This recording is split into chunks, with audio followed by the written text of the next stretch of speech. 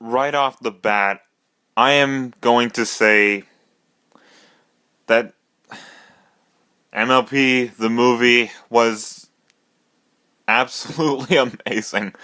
I have absolutely no words. The story, the animation, obviously, I'm just going to get out of the way. The animation is obviously beautiful.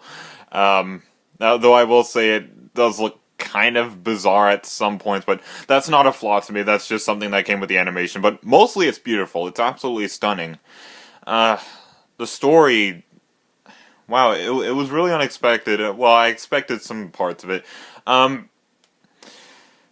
I'm just gonna go all over the place because this is gonna be another unscripted video because this is just an afterthoughts video. I've said in the previous video that this isn't gonna be a proper formal review. This is literally just a raw afterthoughts video, literally right after I just saw the movie today. But yeah, just going all over the place. I'm gonna start off with one of the villains, Tempest. I absolutely loved her. Not romantically, but I absolutely loved her as a character. And she was very unique. The way she came across as a villain at first was a very unique scenario that I enjoyed seeing MLP touch upon. Her story is that when she was a kid, a bear bit off her horn, and as a result, she lost it permanently. And that made her different. And clearly, she wasn't treated the same as everybody else. She was immediately an outcast, and she felt left out, and she felt that bitterness inside her. Like, why can't I be normal like all the other fillies? You know, why can't I have a horn? Why can't I perform magic the same way I can? She can still perform magic, but it's more of a spark because her horn is broken, so it's kind of going all over the place. So her magic is a little unstable. So that kind of makes the other fillies somewhat afraid of her as well because they think her kind of not fully intact magic is going to cause some kind of problem.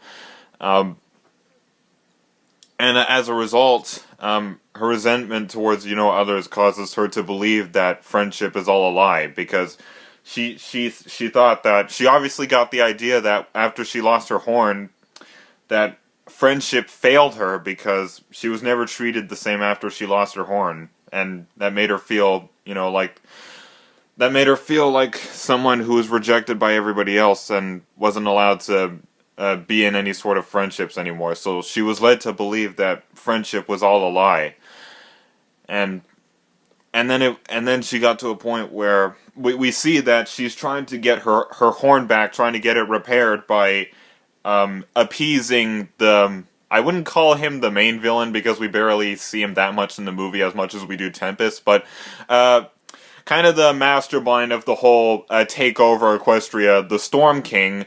What Tempest is doing for him is she's basically getting all of the princesses like frozen in stone. In the beginning, we see her kind of tossing these. It's kind of like they're grenades, but they don't explode. But they're these kind of green balls. I'm not sure what they are, but when they hit someone, it turns them into stone and freezes them, and it can do that to all the princesses.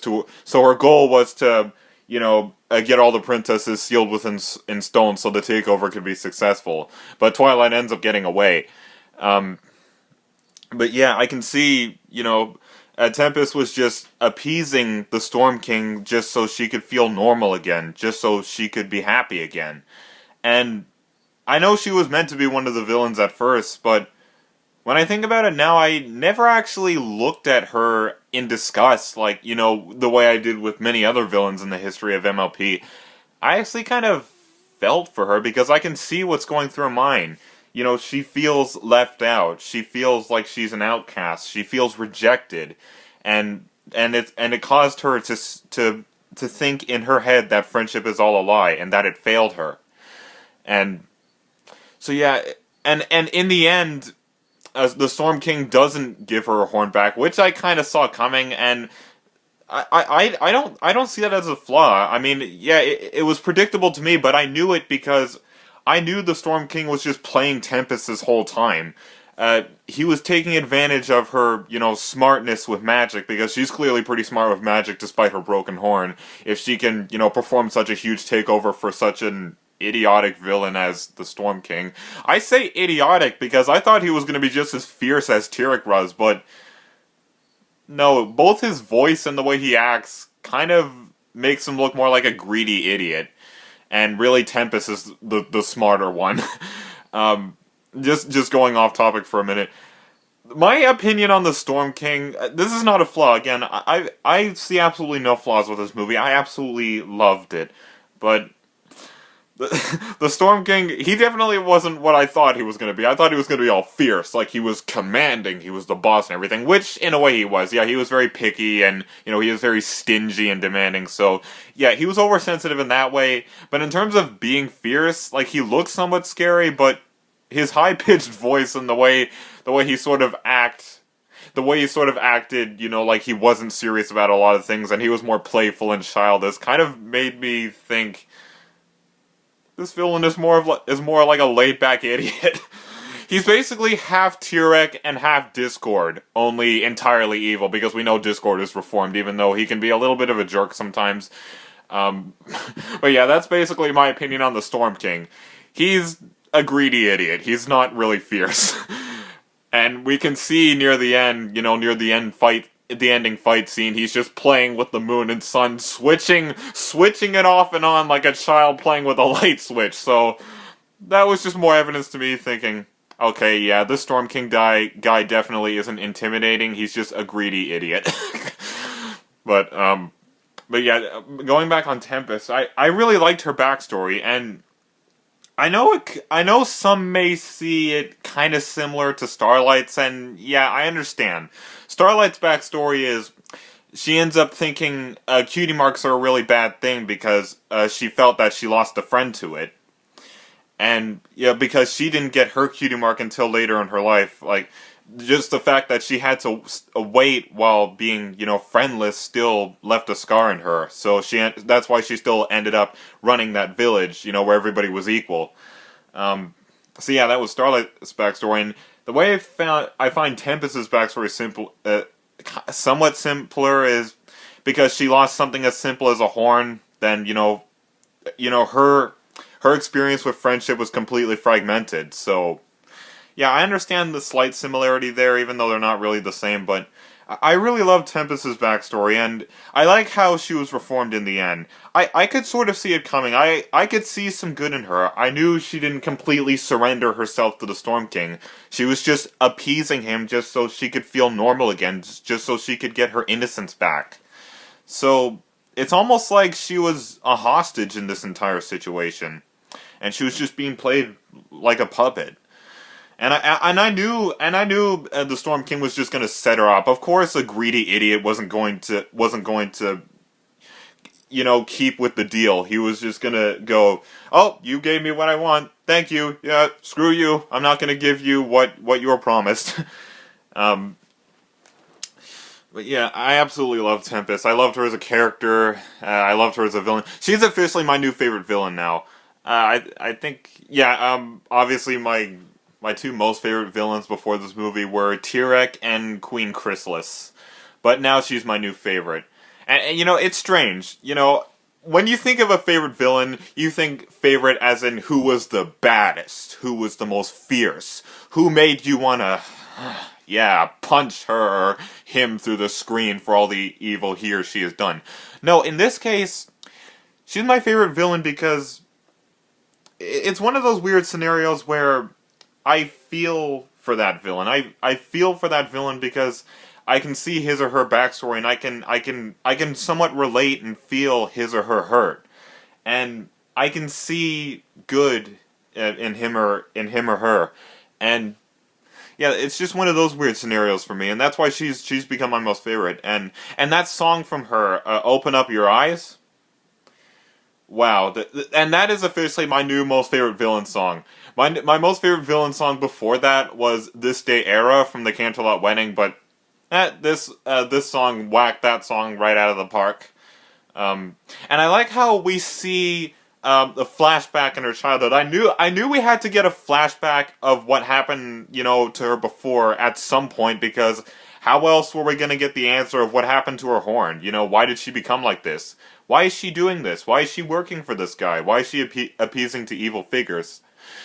So, but it was cool that we got to see her backstory through kind of a different animation style through the song. I really liked that. Um, so yeah, that's really all I really liked about Tempest. Uh, with Twilight, this movie gave me another opportunity to see just how flawed Twilight can be. She's not like Fluttershy. She's not at the Fluttershy level of afraid of things, even though Fluttershy has been becoming more assertive. I mean, it's really been showing. But Fluttershy is still pretty afraid and quiet as well. Um, Twilight is not shy like Fluttershy, but she can also get pretty panicked. When it comes to organizing things, when it comes to making sure everything is perfect, we can see that panic. We can see that anxiety in her, and in some way, I can relate to Twilight a little bit with the anxiety part. Even though I'm trying to break past that as much as I can, I'm learning at my own pace, and yeah, this movie was definitely was more evidence that Twilight definitely isn't perfect either. Sure, she's the princess of friendship, and she is a royalty figure, but she can panic a lot, and I guess that comes with her being the youngest princess, obviously. But yeah, of course, the beginning, and of course that kind of encouragement song, if you can call it. We Got This. That was a catchy song. It wasn't my most favorite, but I know movies like this are gonna have their pattern of beautiful songs and just songs that are just meant to be fun and catchy. And the beginning song was definitely meant to be one of those. Even though I found Twilight's bit of the song actually the most beautiful and serious, but that song was just meant to be fun. And yeah, talking about the things that went on in that song, obviously what's going on during the song is everybody is preparing, the party for the concert, the concert for Songbird Serenade. Um, and we see a bunch of background characters we love, and we see other characters like Trixie and Starlight.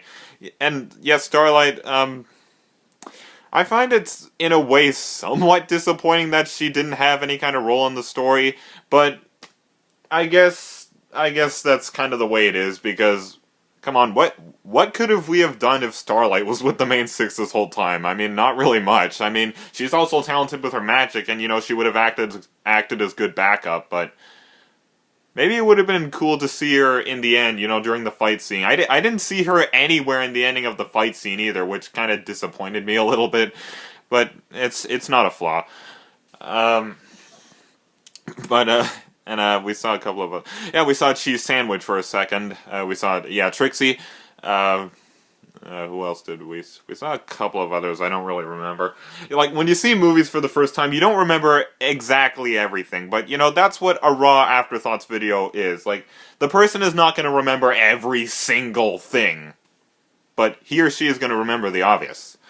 But yeah, the song "We Got This" was really fun, and it was somewhat relatable. Well, yeah, it is. I mean, it's relatable to encouraging people to kind of break out of their shell of anxiety, and don't be afraid. You got this. You can do this.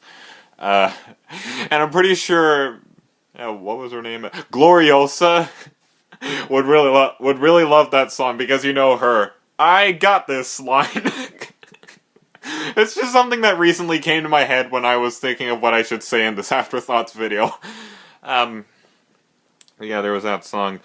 There was the Capper character. He was fun. I knew he wasn't really gonna play a big role in the story, and I'm kind of glad for that.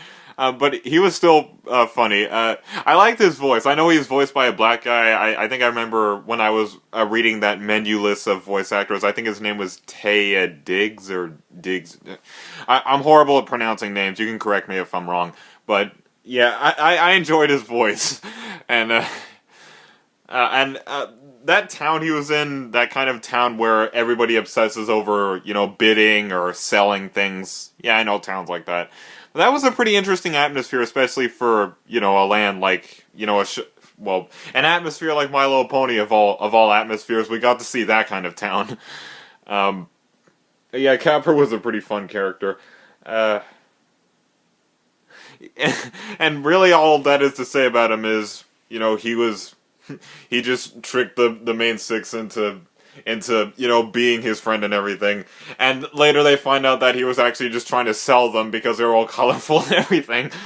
He eventually did have his place in the final fight scene. I like that. Like, even though, these few new characters you met are somewhat jerks to you, they still helped out in the end, and I really did like that. I liked how a lot of the newer characters, played a role in the final fight scene.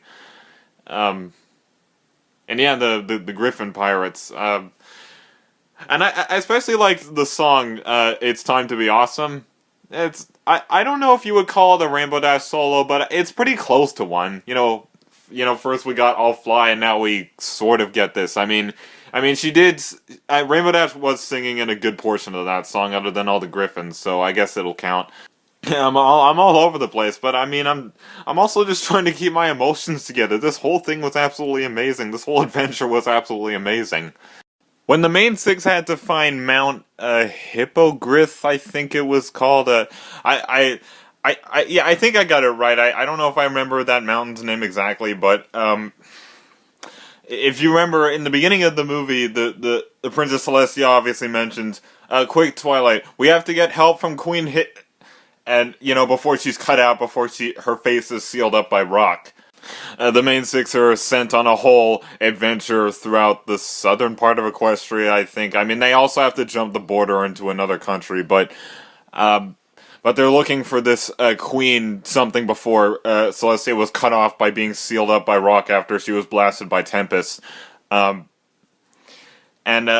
when they got there, when it was first a ghost town, I'm thinking, wait, I know there's supposed to be seahorses in this movie too, so where is this place? Is it within the mountain or something? Is it underwater? And it turns out it was. And I'm really glad that part didn't take up much of the movie. It's pretty complicated. When I was seeing a lot of things about the movie before it came out, pictures and everything, there was a lot to do with, being underwater and seahorses and everything, so it gave me the impression, okay, is half of this movie going to be set in this underwater Atlantis-like town or something? But no, it only took up about, I think, less than a quarter of the movie, but it also held, I think, one of the most important parts as well. Because it was kind of the beginning of the climax. So during the whole visit, there are these two characters. There's this Queen Novo, who I think is the queen that Princess Celestia was trying to refer to, and her daughter Sky Star, I think her name was, and the Twilight, knowing that she heard Princess Celestia say, "You need to seek help from Queen." She knew that the Queen Novo may have something that can help them, stop the threat against Equestria, and they did.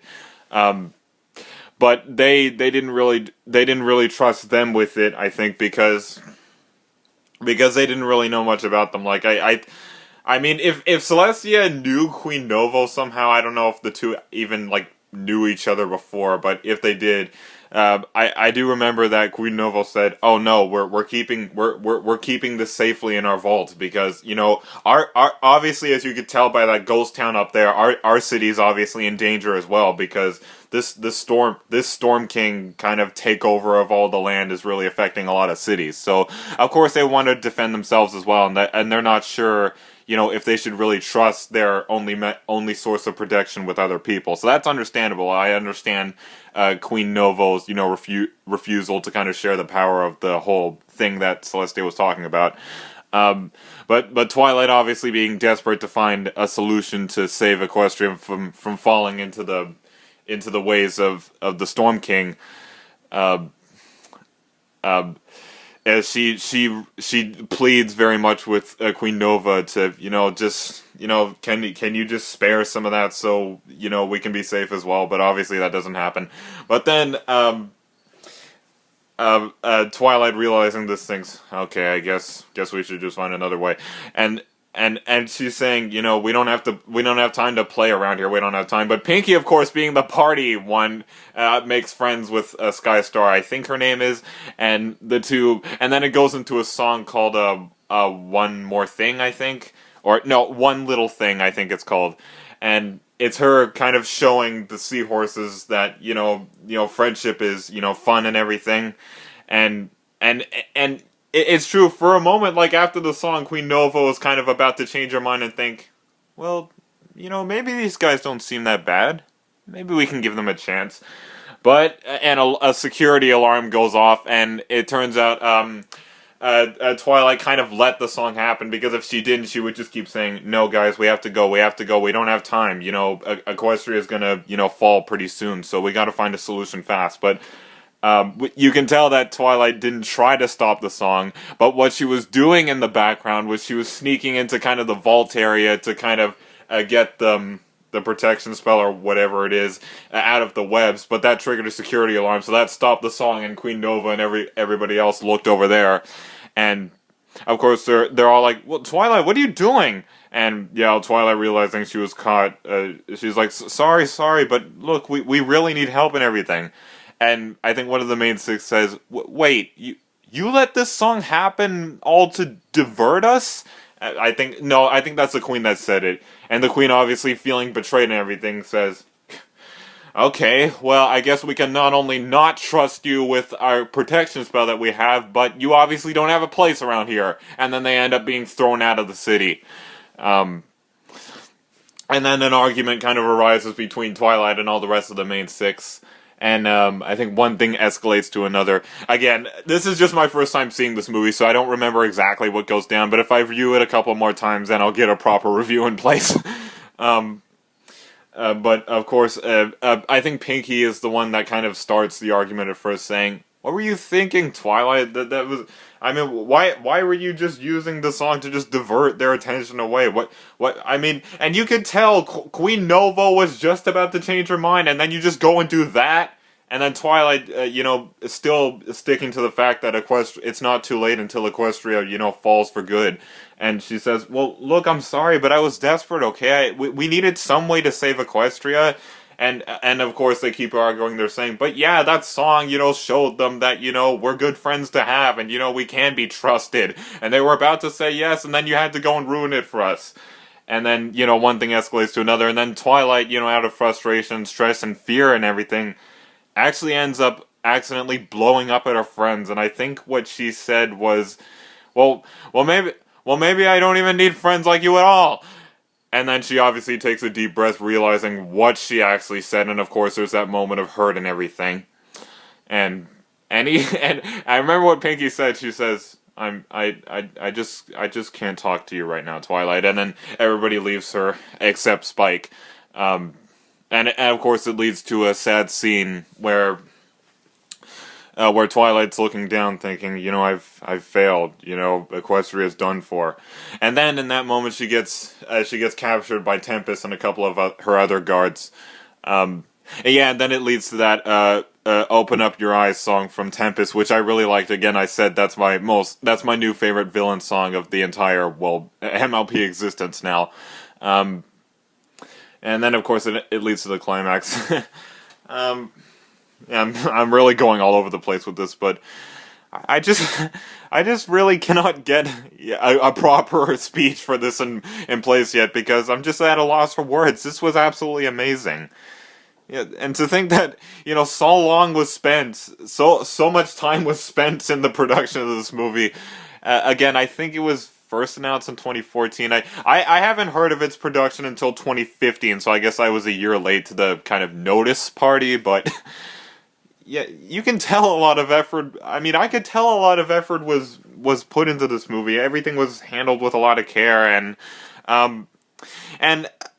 when it comes to this movie, some people may ask, what time in the series is this movie meant to be set in? Is it meant to be set after season 7 or before season 5? Well, Starlight was there, so I think it's all a matter of, it's a movie, for the sake of it being a movie. I think the reason, they had to just have the main six kind of solving this ordeal was because this movie took so long to be in production, and, a storyline was already put down, and so I think it's kind of a rubber banding kind of thing. We gotta fit a couple of present things, that are, present day in season 7, but at the same time, we gotta kind of stick with the movie story. So, I guess that's why Starlight didn't really have a major role in the story, and a couple of others didn't really have a major role. But, yeah, I guess it's kind of those situations where it's kind of stretched out. They kind of gotta do something, but I don't blame them. It's not a flaw, I understand. If the movie took this long to make, then yeah, I understand that they have to choose between, changing the whole thing or just putting in a few tweaks. So I understand. I just, I just have nothing else to say. I absolutely loved it. And to think we've waited so long. Like, this movie's definitely worth everything we've waited for, and just everything about it, the songs, the soundtrack, the animation. Just everything about it was just absolutely amazing. Do I really have much else to say? I feel like I've covered everything in a, weird way. But, I mean, I don't really have much else to say. I absolutely loved it. I guess what it all boils down to is I pretty much said everything I could say in an unscripted afterthoughts ranting video like this, and it'll take time for me to put a proper review in place. It's going to take a couple more viewings, a couple more, memory, education and everything, but, things I immediately know. I absolutely love Tempest as a villain. She is my new favorite kind of villain, and I liked how she was reformed in the end. Oh, and yeah, the ending, that song, Rainbow, performed by Sia, yeah, well, I mean, in the movie it's sung by Songbird Serenade, but, I mean, that's singing, wow. I just absolutely loved it. I think in the end, I remember in the end, Tempest admits that Tempest isn't actually her name, but I forget what her actual name was, but it involved, Sugar something. It was Sugar something, and Pinky listening to it is like, whoa, because she's obviously kind of the Candy Sweets kind of pony. So, and it ends in Pinky having one of her excitement outbursts before the credits roll on the screen, and yeah, that was a pretty funny ending. I thought the ending was going to be more, subtle, but nah, I guess we got to have a Pinky break at the end. And that was good. That was really good. But yeah, I'm really glad that to me, this movie really wasn't flawed in any way. It felt like almost literally everything was handled with care. They did what they could. Again, they didn't really know, with MLP being where it is in season 7, like, where the heck is this movie meant to take place in the beginning of season 4, end of season 5? What? So they did what they could. Like, it was still only solved by just the main 6 and Spike. There was no Starlight, but they did what they could, so we saw Starlight for a split second during the We Got This song, so it's the only thing they could do, so. And yeah, there was that kind of sidekick villain when it comes to the Storm King crew. His name was Grubber. Yeah, I know the name. His name was Grubber. To be honest, he didn't really get a lot of laughs out of me. He just seemed like your everyday, silly, sidekick villain kind of character. I don't see anything wrong with that. I mean, if other people find him funny, that's okay, but to me, I didn't really get a lot of laughs from him, but everybody will see things differently. Like, I'm pretty sure even during this movie, not every Brony and Pegasus sister is going to be amused. Like, some of them, may hate certain aspects of the movie, some of them may love certain aspects of the movie. Like me, I absolutely love every single aspect of it. But, everybody will have different reactions, and that's completely okay.